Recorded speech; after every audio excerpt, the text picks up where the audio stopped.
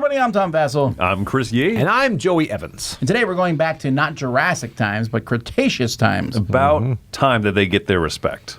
I'll tell you what, Cretaceous, not an easy word to spell.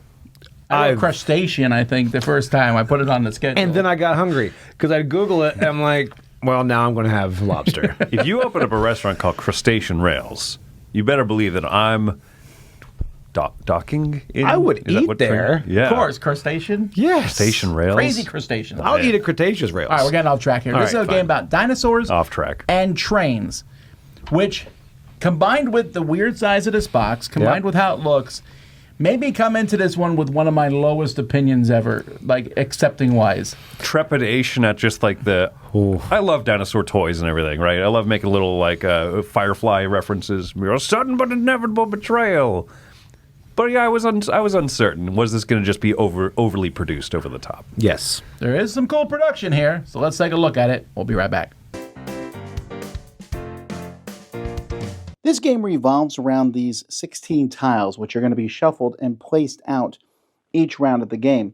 And then in turn order, players are going to place their pawns between two of the tiles, taking both of the actions. Although there is an action you can take where you don't take an action and unload your train. If someone takes this one here with the fang on it, or the talon on it, you're going to be first player for the next round. So placing out tracks, cutting down trees. These are the actions you take. Only one person can go between any two tiles. These actions are all taking place on this big board here that's going to start covered with dinosaurs and tourists. Tourists want to see a specific type of dinosaur. Each player is going to start with a train. So let's say the blue player starts here. And you're going to be building trains. That's one of the actions, is building two trains to sort of make a path where people are going to go and see the various spots here on this island. So let's say I'm making a train and it's going around here. There can be up to 2 trains per player between each of the paths. One of the things you can do is you can take a tourist on a path. But if I take a tourist, I can take one from here or one from here because my blue train's connected to it. And they'll travel from one end to the other. But they're going to be looking for dinosaurs of their color. So right now, purple might be good because there's 2 purple next to the board. So I could run this purple tourist, but they'll see neither one because there are trees there. So you want to, one of the actions is to remove the trees so it's easier to see them. You can also, when that happens, I'll run this purple one down the track and they will see 2 of these. Although if they're next to a volcano, let's say I made the track go next to this volcano here too, that counts as a wild dinosaur that they've seen. You can also capture dinosaurs on your track, take them right off, as long as, again, as there's no tree there. All of this has to do with this board here.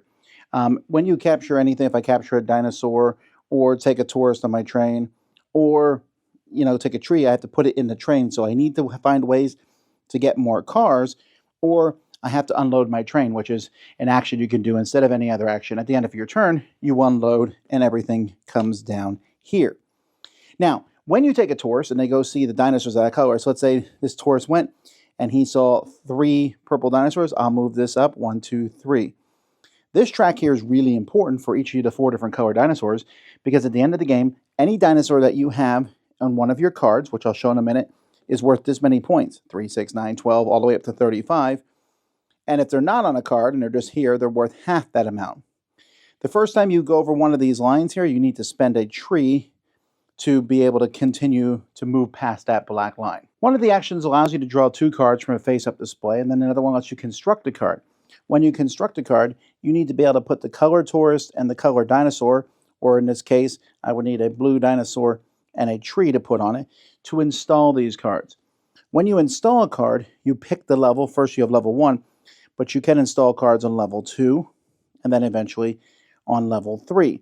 Cards will do various things that will upgrade your actions. For example, when this card's in front of me, if it's on level 1, it lets me, when I build the 2 tracks, I build 3. If it's on level 3, I build 5 tracks every time I take that. Some are going to give you extra cars that you'll be able to add to your train. This is the main way to get them. Some, whenever you take a certain action like this, lets me capture dinosaurs even when there's a tree in that area.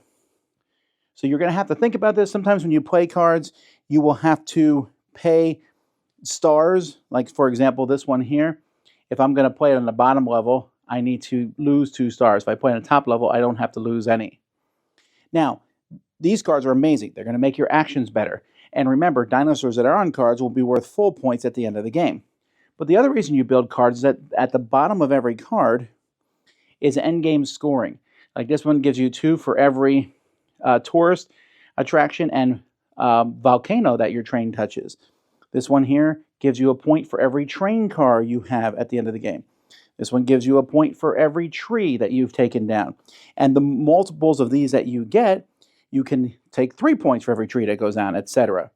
So at the end of the game, you will be adding the points that you get for your dinosaurs. You'll be adding the points that you get for your cards, and whoever has the most points is the winner. So now that you understand the game, we'll take a look at these actions again. Build tracks, draw cards, build a card, chop down trees, take someone on a tour so they can see dinosaurs, and capture dinosaurs. And that's the game.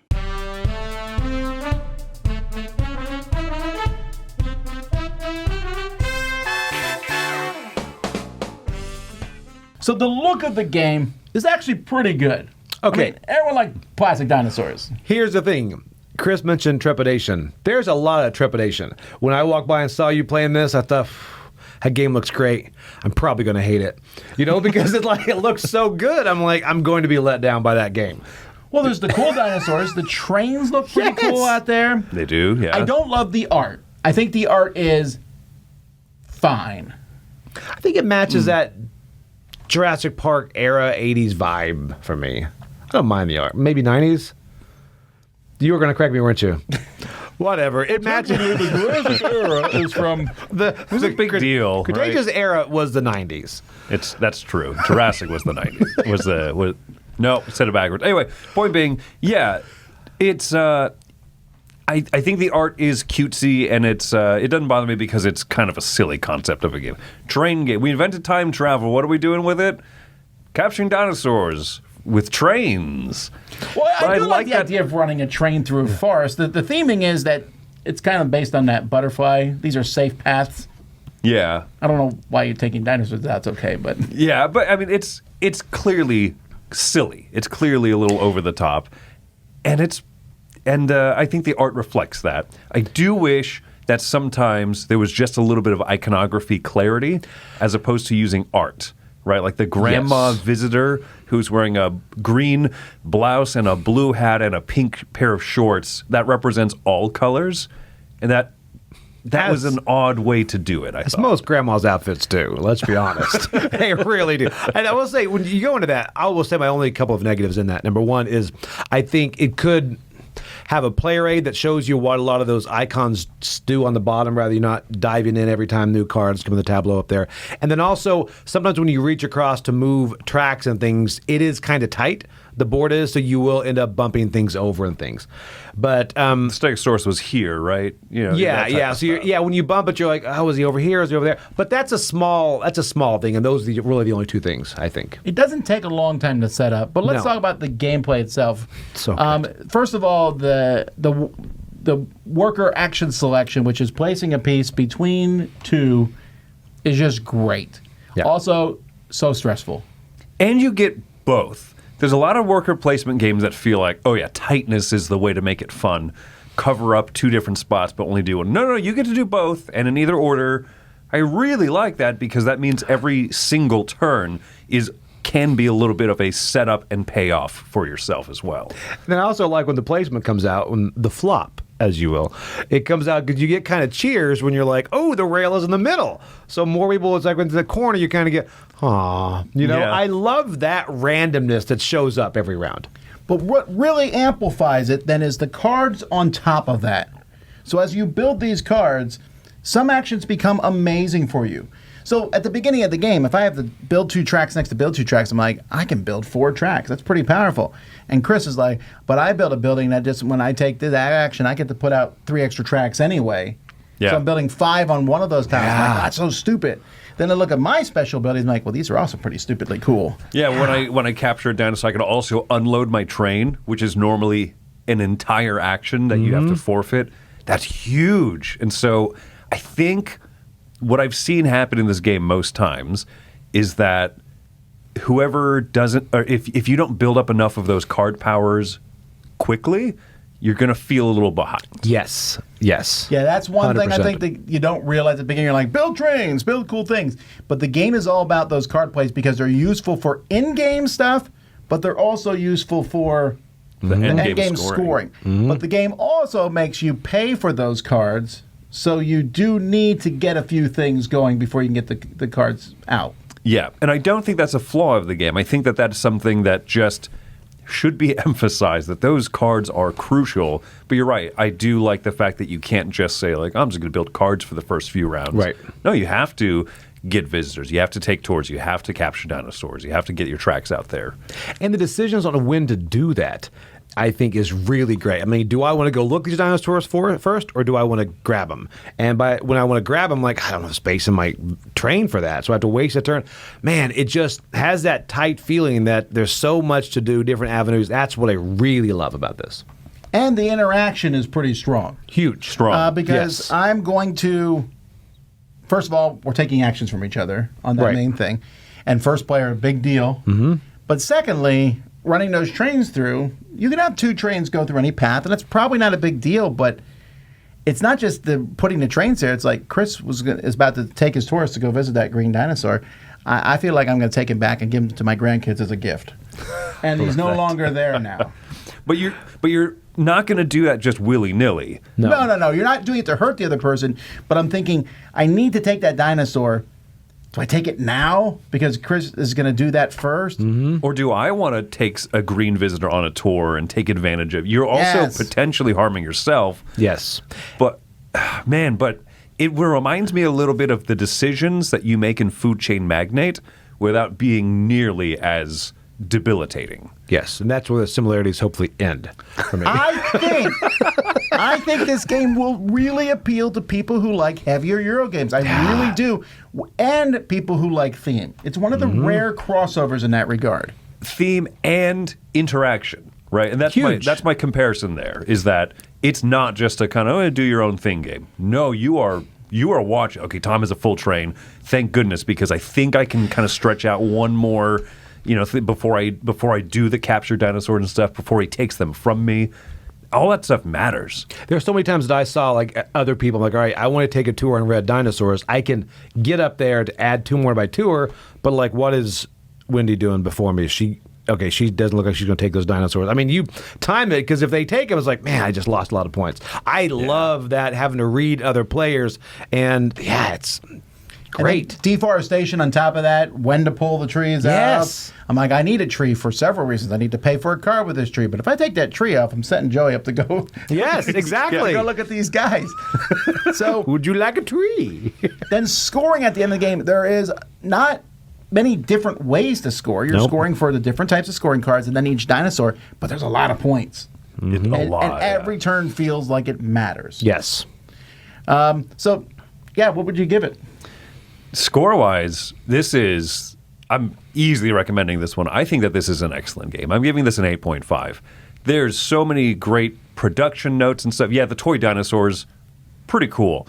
The fact that your workers are these little stamps, and on the bottom of the part that you never see, if you turn it over, you're like, ooh, there's a little dinosaur stamp like printed on there. There's a lot of those thoughtful things that are put into it, but also it's a very useful production as well. I think that the decisions are just incredibly fun. It's 4 rounds. It's tight enough that every decision matters, and it feels it's delightful, right? I love plenty of multiplayer solitaire games. This isn't one of them. And I think that Anne Journey, for a first published designer, did an amazing job. Yeah, she really did. And I'll go on top of that. I just like the fact that this is a dinosaur game that's really fun and feels dinosaur in theme. Yes, it doesn't have the running and the eating and the screaming. Right. And all that, but I'm okay with that. For me, this is a 9. It just hits all the right spots. I love moving up tracks. I love the fact that every action out there is good, and I want to do them all, but I don't know which ones. That feels good, and at the end of the game, that's when it gets a little tighter. You're like, oh no, I need to get these blue dinosaurs quick because they're like 30 points each for me, and find a card to put them on. Otherwise, they're half points. It all comes together in a really clever way. And then when it's done, you look at the board and the dinosaurs are gone and all the trees are gone. You think, what have we as humans done? And it teaches you a life lesson. I don't care about that part. But still, it's awesome. 9 out of 10. All right, I'm actually going a bit higher, 9.5. I love this game to the point to where when I play it, there's always someone. I played it at the Bash. Every time somebody goes, "Can we play it again?" I mean, you get that feeling out of that because you want to try something else. You want to try different choices, but also you want to read different players. And then at the end, it's one of those that all the tracks, all the decisions, the scoring is still fun because you're like, okay, good, because this is going to score me this many, and then you forget to get the extra. Man, there's a lot that goes into this, but it's in a simple, straightforward package. Just feels good, looks great on the table. This is the way you do a dinosaur game.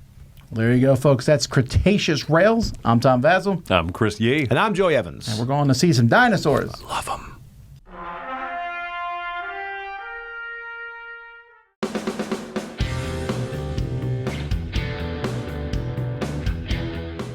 Hey everybody, thanks for watching this video. If you like this review or whatever you just watched, wasn't it amazing? Check out our channel, Dice Tower. We have all kinds of things. We review games, we do top 10s, we play games live. It's all about board games, but especially the people who play them. Check out Dice Tower YouTube channel.